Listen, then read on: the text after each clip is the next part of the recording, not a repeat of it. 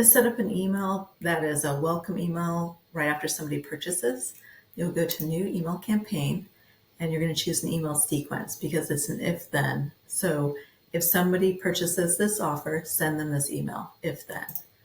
So we'll just say course welcome, continue.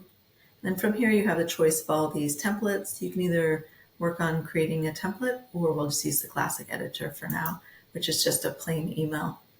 And it's going to go out immediately. So we're going to choose day 0. You just put a subject line here, subject line, body. Welcome to the course. You're going to be amazing. Here's what you're going to learn. Reach out anytime with any questions, something along those lines. We'll save that.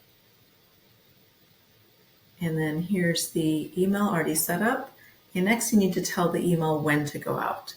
So we're going to add the trigger, when offers purchased.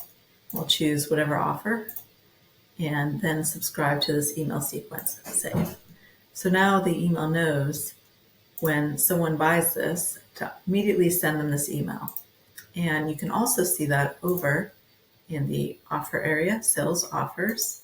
We'll go to that offer example that we chose.